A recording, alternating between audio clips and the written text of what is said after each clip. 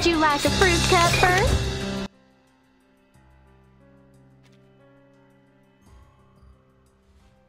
Et yo les gars, j'espère que vous allez bien. On se retrouve aujourd'hui pour une toute nouvelle vidéo sur notre jeu préféré, Rivers 1999. La vidéo d'aujourd'hui va s'intéresser au gameplay du jeu. Le gameplay en profondeur, mais aussi en général. On va essayer de voir toutes les petites subtilités qui se cachent derrière les mécanismes du jeu, derrière les affrontements et aussi derrière les personnages. Alors, je vais me baser sur une petite timeline que je vais mettre là en description, et du coup vous pourrez directement utiliser cette timeline pour avancer, reculer quand vous voulez, revenir sur une partie que vous n'avez pas forcément compris, etc. Voilà, c'est cadeau. Du coup, on va d'abord commencer par le système d'équipe. Alors dans ce jeu, selon les contenus ou le moment, vous allez avoir à jouer une team de 2, 3, 4 personnages. Et voilà, c'est le jeu, parfois il vous forcera à jouer 2 personnages, une équipe de 2 personnages, vous jouerez 3 personnages, 4 personnages, etc. Dans l'histoire par exemple. Ce qu'il y a d'intéressant, c'est que dans cette composition de personnages, on veut essayer de mettre une certaine diversité dans la composition. Donc on va chercher à avoir un healer, on va essayer de chercher à avoir un DPS, un support, un tank, etc. On veut maximiser tous les rôles dans l'équipe pour justement faire face à toutes les situations, même si parfois il nous faudra plus de DPS par exemple ou plus de tankiness.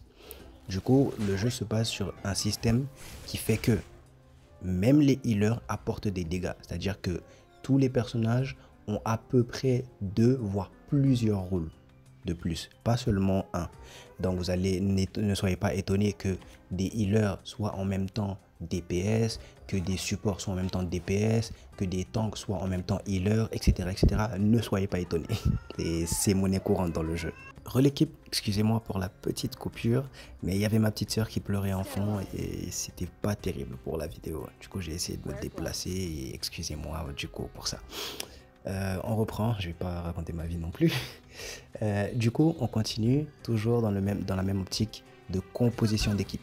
Alors, on a parlé des différents rôles que pouvaient avoir les personnages, mais il faut également noter que ces personnages ont également des éléments, qui est très très important, parce que nous avons 6 éléments dans le jeu: Beast, Plant, Star, Mineral, Spirit et Intellect. Ces 2 derniers-là sont un peu plus rares, voire beaucoup plus rares, parce qu'il y a actuellement, au moment où je vous parle, que un personnage 6 étoiles Spirit dans le jeu et aucun personnage 6 étoiles Intellect. Ce qui est assez compliqué. Enfin, le jeu n'est pas encore sorti, mais je vous donne des infos de la bêta à l'époque. Donc, peut-être qu'il y en aura plus à l'ouverture, mais voilà. Et du coup, en continuant comme ça, on sait que ça va suivre un système de roue de dégâts qui va faire que certains éléments vont être plus forts sur d'autres. Par exemple, vous avez le Beast qui est plus fort que le Plant qui est plus fort que le Star qui est plus fort que le Mineral, et le Spirit et l'Intellect qui jouent l'un contre l'autre. Mais le plus important à savoir, c'est que ces éléments-là ont des surplus sur eux, c'est-à-dire que quand vous avez un élément qui a un effet bénéfique sur un autre élément, celui-ci fait 30% plus de dégâts. Et en contrepartie, lorsque vous avez un élément qui est moins fort sur un élément en particulier, vous avez 30% de dégâts en moins, par exemple. Du coup, par exemple, si vous avez un personnage Beast, il fera 30% de dégâts en plus sur un personnage Plant. Ça, c'est à noter. Mais du coup, dans tout cet aspect de dégâts-là, on a également un système de dégâts physiques et dégâts magiques. Ici, les dégâts physiques vont s'appeler des dégâts réels et les dégâts magiques vont s'appeler des dégâts mentaux. Du coup, on a ce système-là qui fait que les personnages ont des dégâts physiques ou magiques et qui contraste bien justement avec les statistiques mises en place à cet effet. Parce qu'on a également des statistiques de défense physique et des statistiques de défense magique. Du coup, forcément, si vous attaquez un personnage qui est faible en dégâts magiques avec des dégâts magiques, du coup, vous ferez forcément plus de dégâts. Mais En contrepartie, si vous faites des dégâts physiques à un personnage qui a beaucoup de dégâts physiques, eh bien, c'est pas forcément la meilleure idée à avoir. Du coup, il y a également ce système stratégique qui a été mis en place pour essayer de diversifier un peu dans les contenus. Parce que si vous avez des boss qui sont là, vous allez devoir mettre en place une équipe qui va vous permettre de passer ce boss-là en utilisant sa défense physique ou magique la plus basse, par exemple, pour vous faciliter la chose. Et du coup, ça permet d'utiliser un peu toute sa box, etc. En passant, on va maintenant s'attaquer aux cartes.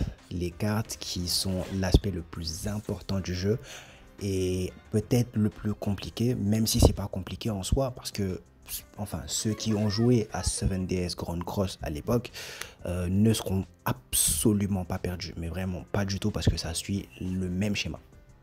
Alors, sur Reverse 1999, on a 6 types de cartes. On a les cartes d'attaque, on a les cartes de buff, on a les cartes de debuff, on a les cartes counter, on a les cartes heal et on a la carte ultimate. Il faut savoir que sur ce jeu, chaque personnage a 3 types de sorts différents. C'est-à-dire que un personnage a 2 skills et un ultimate. Et pour charger cet ultimate là, il faut justement le débloquer en augmentant le moxie du personnage. Je reviendrai dessus sur la prochaine partie qui va suivre, qui sera concentrée sur le moxie. Mais pour le moment, sachez que ces différents types de cartes là donnent des effets aux différents sorts. C'est-à-dire qu'un sort qui est là uniquement pour faire des dégâts sera une carte d'attaque. Un sort qui est là pour faire du debuff, il sera là pour faire du debuff, pas forcément du dégât, même si on a des cartes de debuff qui font également des dégâts, mais c'est des sorts qui mettent des malus surtout aux ennemis, à un ennemi ou plusieurs selon le type de carte, si c'est en zone ou en mono cible. On a les cartes de buff qui permettent de buff les différents alliés de l'équipe, voire soi-même. Ces buffs là peuvent être des buffs de dégâts, des buffs crit, des buffs vitesse, des buffs moxie, du shield, etc., etc. Tout dépend de ça. Et du coup, à travers ça maintenant, on peut dire que ces différentes cartes là, pour savoir les utiliser, il faut justement voir un peu la synergie des personnages. Si vous avez un personnage qui fait plus de dégâts par rapport à son taux critique, si vous avez un personnage qui buff critique, c'est intéressant d'amener ce personnage là en support. Mais il y a également des cartes qui évoluent en fonction des étoiles que vous avez. C'est-à-dire qu'une carte qui est de base attaque, si vous l'améliorez au niveau 2, ça vous donne une carte par exemple debuff.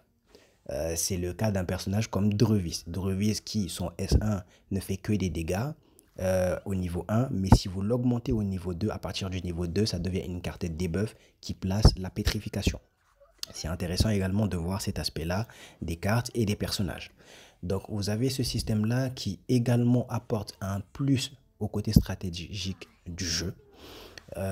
Du coup, ces cartes-là, il va falloir bien les regarder, bien les analyser. Du coup, je ferai énormément de vidéos sur chaque personnage. Je ferai des showcases, etc. Je ferai des guides pour chaque personnage du jeu, histoire que vous voyez un peu comment ça se passe au niveau des cartes, du placement, des combinaisons, qui peut être bon avec qui est intéressant à jouer, etc., etc.